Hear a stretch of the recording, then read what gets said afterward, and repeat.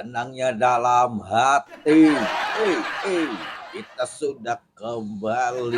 Alah, balik kemana, Mang? Balik ke tempat ini, Bang Iwan. Sudah tidak di luar lagi. Oh gitu. Gimana, Mang? Hikmah. Oke, kita sudah kembali ke habitat. Kalau udah ngopinya kita mulai aja. Ayo, Oke, gimana? langsung dimulai aja, Mang. Siap. Ya, Assalamualaikum, sampurasun, wilujeng welcome. Selamat datang lagi di YouTube channel Mang Uday TV.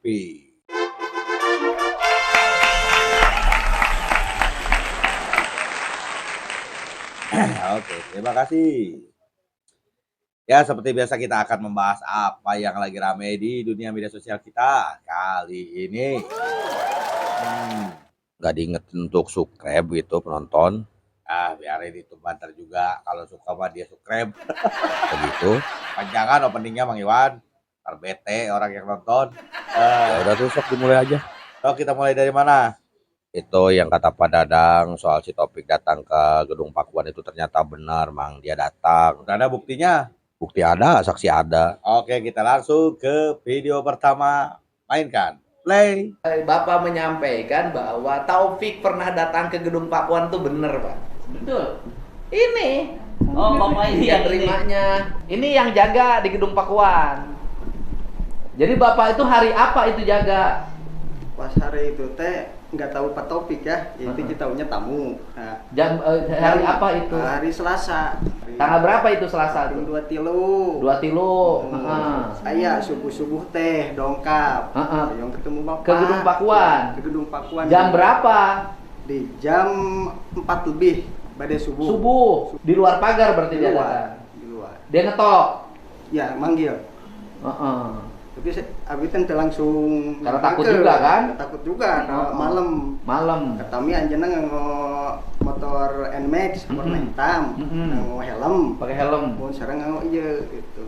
Bilangnya ke saya teh banyak masalah, katanya dia mau dipenjara. Oh.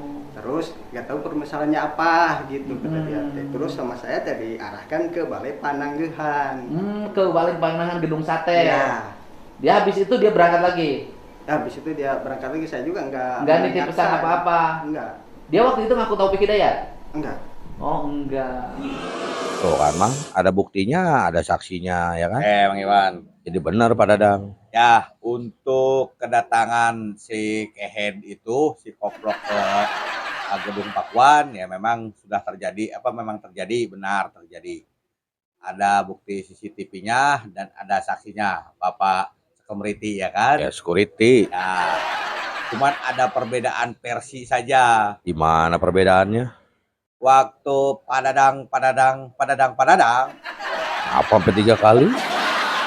ya waktu Padadang itu cerita kan dia mengaku kalau saya Topik yang viral gitu.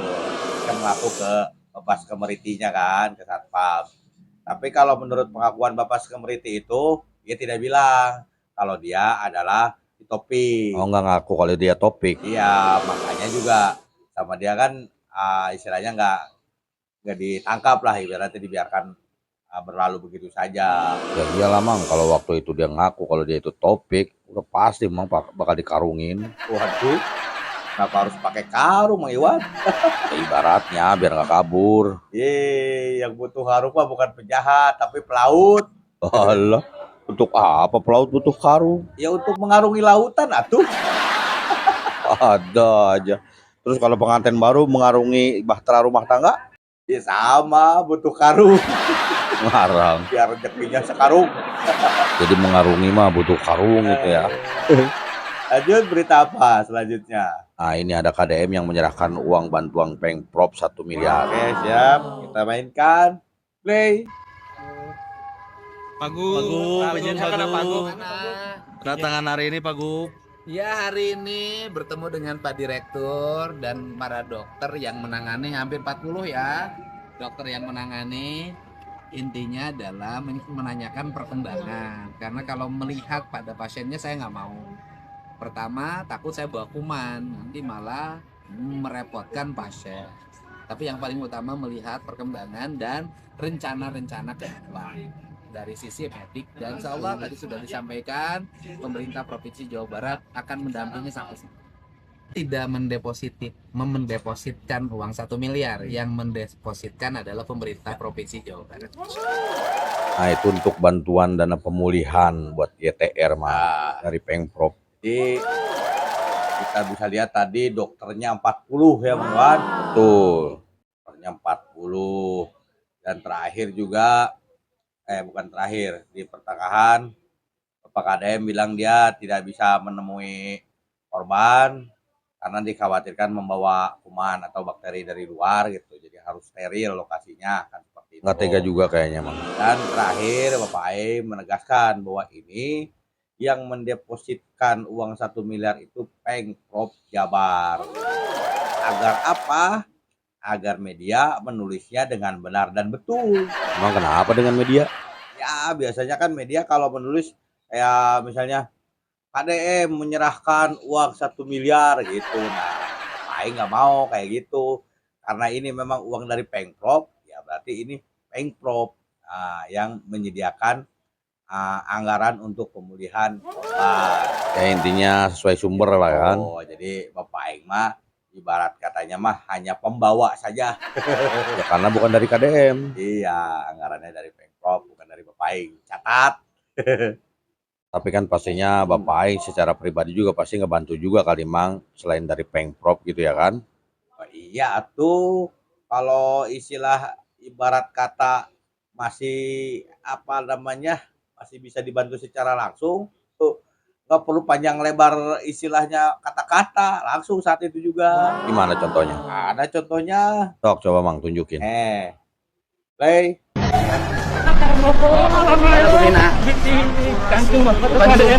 Bukan kawis naon. Kadung orang kali jadi cover ke BPJS. Dirawat di mana? Daerah dirawat nama. Terus Pengobatanna ayeuna 5 sesian deui. Obat teh jadi cover ku BPJS. sabaraha deui? Ayeuna teh 5 sesian deui. Sabaraha obatna per bulan? Syarat sakali nebus teh obat teh 800.000. 800 kali 5 2 juta. Mohon. Ya. Ya, pantesan. Ini, nanti nomor KTP-nya pindah. Oke. Ya. Terima kasih Bapak. Itu Mang Iwan. Nah, iya itu mah nggak pakai basa-basi lagi Iya, langsung. pada saat mau keluar dari rumah sakit ada orang yang mengadu bahwa apa namanya pembiayaan berobat anaknya ada obat yang tidak di cover kan gitu. Oleh BPJS. Iya, jadi tanpa banyak cang cincong tek-tek bengek, ya dah tunggu langsung dikasih uangnya. Tapi tetap ambil KTP-nya. Gitu. Maksudnya apa? Untuk pendataan bahwa uang yang diserahkan itu harus ada laporannya kepada siapa uang itu diberikan dan untuk apa. Jadi yang diutamakan itu kan solusinya dulu, administrasi bisa menyusul. Jangan sampai istilahnya ya kebanyakan di kita kan administrasi dulu diutamakan. Pasien sudah ngap-ngapan, tar sabar. Iya ngeselin kalau ada yang gitu tuh. Terus ada administrasi yang ribet. Jangan ya. Ya sepertinya untuk rumah sakit sekarang sudah profesional lah. Ibaratnya udah mengerti. Yang penting pasien dulu, administrasi belakangan. Nah itu yang dimaksudkan dengan Bapak Ya ini. emang gitu harusnya. Iya. Nah berita berikutnya kita beralih ke Komnas Perempuan ini Mang. Ya kenapa Komnas Perempuan? Katanya mereka udah minta maaf Mang terkait pernyataan kemarin. Mana? Nah ini. Terus ini juga. Nah ini ada lagi. Seperti yang biasa saya katakan, Mang Iwan, kalau cuma foto sama tulisan, saya kurang yakin kalau itu benar-benar yang mengatakan itu adalah yang bersangkutan, siapapun. Tapi kayaknya ini mah benar Mang. Soalnya semua memberitakan soal ini. Emang ada videonya? Ya nggak ada sih Mang videonya mah. Ya, kalau gitu kita cari yang media yang istilahnya bisa kan dipercaya, maksudnya media mainstream gitu, media mainstream yang bukan perorangan. Nah, itu ya. Yang bisa dipertanggungjawabkan. Nah ini Centang biru. dari TV One Mang. Nah, bisa ambil dari situ aja beritanya. Tadi kan ada Kompas. Kenapa nggak ngambil dari Kompas? Iya, yang tadi emang ada Kompas, tapi akunnya bukan akun Kompas, Bang Iwan. Oh repost. Itu akun apa namanya orang lain. Takutnya ya kan namanya Kompas tapi udah diedit-edit tulisannya. Saya mah takutnya gitu doang. Makanya kita ambil langsung dari akun yang centang biru. Oh iya, biar Nah, dipertanggungjawabkan. gimana artikelnya? Sok, Bentar, silakan baca aja sendiri. kenapa suruh baca sendiri? Ya kalau dibacain kepanjangan Bang Iwan. Kalau perlu mau baca ya Baraya di pause aja, silakan. Ini enggak saya bacain nggak Ah, apa-apa. Emang Mamang udah tahu isinya. ya saya mah udah baca. Oh, terus menurut Mamang gimana? Ya kalau menurut saya mah itu bukan permintaan maaf Bang Iwan. Kalau saya baca artikelnya mah Apa dong? itu hanya meluruskan atau mengklarifikasi. Artinya gini, kalau yang sebelumnya ibu-ibu kritik itu mah hanya menegaskan kembali pendapat dia yang sebelumnya. Kalau ini benar meluruskan. Maksudnya gini, pengertian atau definisi apa namanya penyiksaan yang ada di PBB itu beda, tidak bisa diterapkan di semua kasus. Jadi seharusnya ini ya, si ibu-ibu yang keriting ikal gantar itu bicaranya bukan seperti kasus YTR ini tidak bisa dimasukkan ke dalam penyiksaan menurut definisi dari PBB. Nah, nggak gitu harusnya. Gimana dong? Ya harusnya definisi penyiksaan menurut PBB tidak bisa diterapkan di kasus YTR itu. Kenapa begitu? Ya karena tidak melibatkan negara maupun aparatur negara maupun orang yang disuruh oleh negara. Itu karena ini individu per individu. Nah, benar itu. Nah, jadi istilahnya dia hafal pasal boleh, tapi komunikasi publik pun harus bagus atuh. Jangan belepetan kayak saya.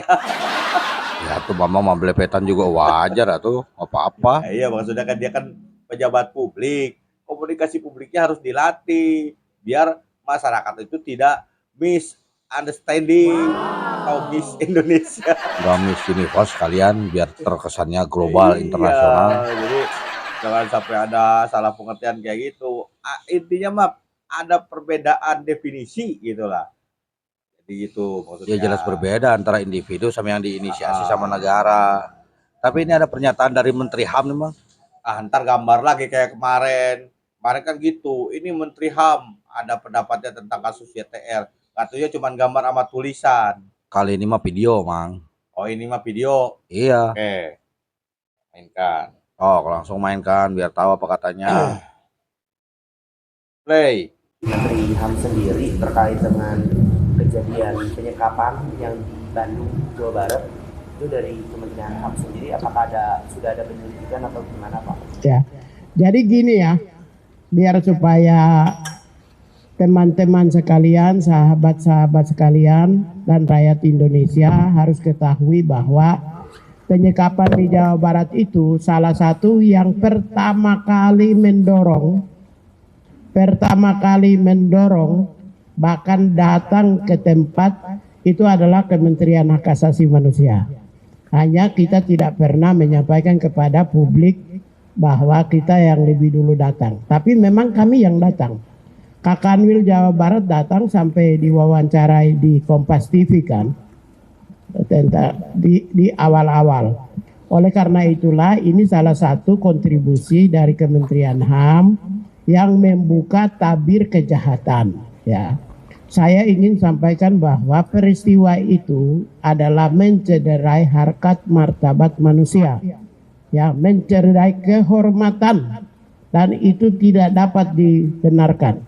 Suatu penganiayaan yang menyebabkan harga diri, martabat dan hak harkat dirinya sebagai manusia tercederai. Dan oleh karena itu saya sebagai Menteri Hak Asasi Manusia, saya minta proses hukum dan tidak boleh ada restoratif justice. Ya, harus diberi hukuman supaya perbuatan yang sama tidak boleh terulang lagi di masa yang akan datang. Itu mah Nah, kalau gini kan jelas Mang Iwan, ada videonya. yakin ya kan? Iya, artinya kan di video itu dia tidak mengatakan seperti berita yang kemarin disebarkan. Gimana tuh beritanya? Ya, yang mengatakan bahwa apa namanya jangan dihukum mati, kata Taufik jangan dihukum mati karena dia hilaf. Itu kan ternyata tidak betul. Saya udah meyakini. Kalau berita cuma sekedar gambar dan tulisan, apalagi bukan dari media mainstream. Saya meragukan. Sama, saya juga ragu. Iya.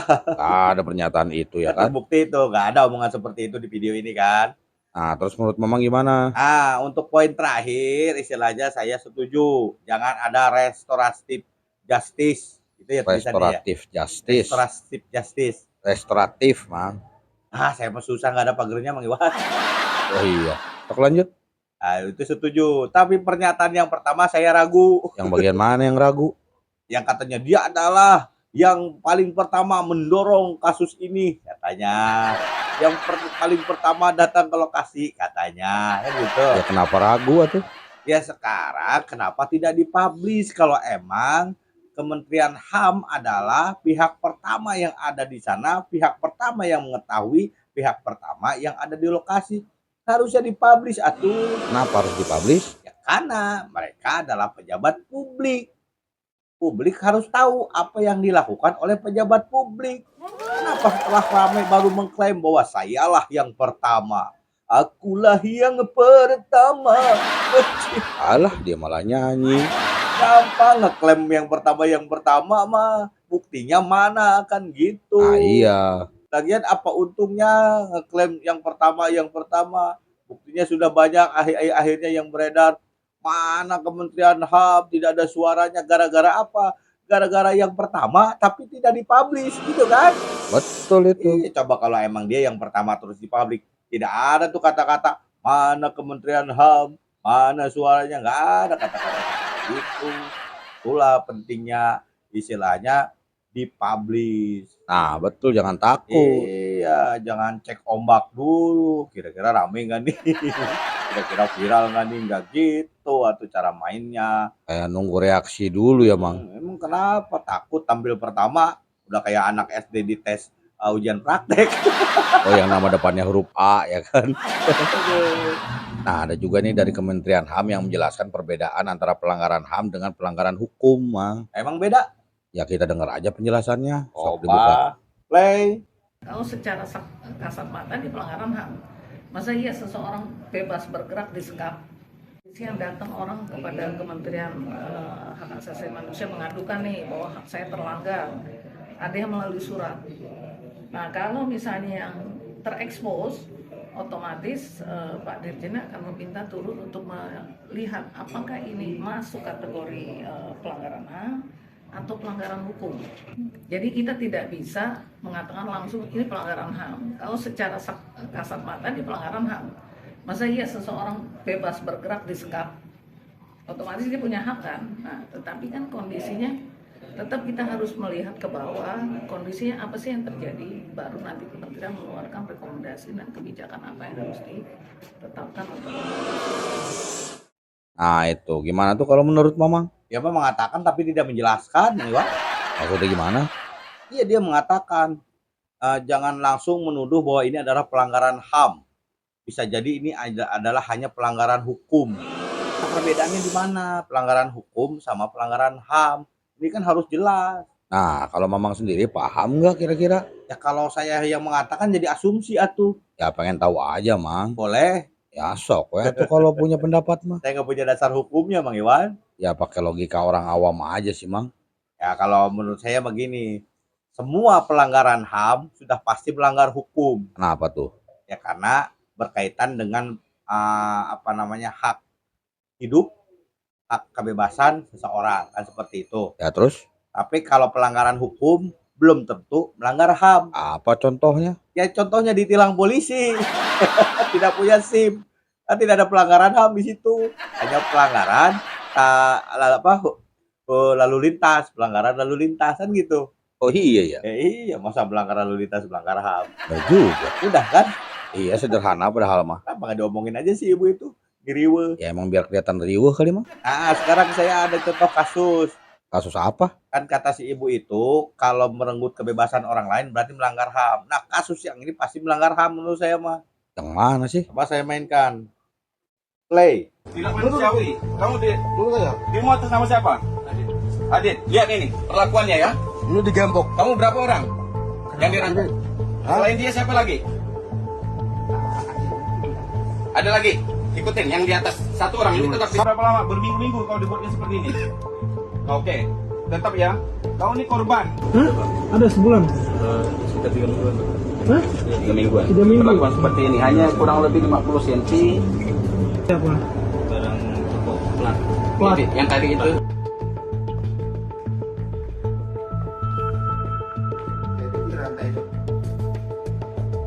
Kenapa bang di rantai bang? Berhubung anak saya itu ibaratnya disekap, Ya, disekap. diminta pembayaran sebesar 50 juta, Sudah dibayar, Bapak? udah dibayar. Katanya mau keluar, nggak dikeluarin. Itu permasalahan saya.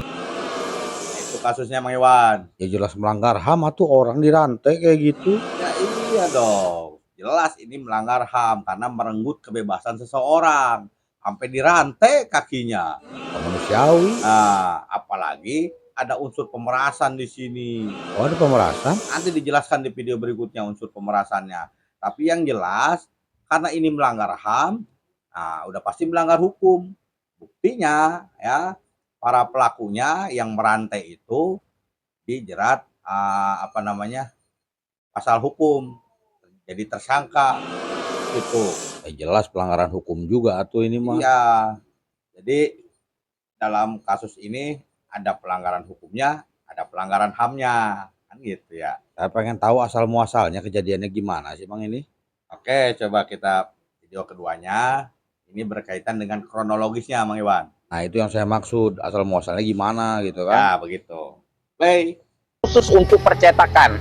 Jadi limbah itu jika dikumpulkan, dijual, akan dibagi adil dengan tim divisi mereka. Jadi dia punya hak. Pada waktu itu memang dia mengakui ada menjual. Menjual kalau ditotalkan nilainya tidak sampai 5 juta rupiah. Akan tetapi pihak perusahaan meminta kepada pihak keluarga sebesar 230 juta.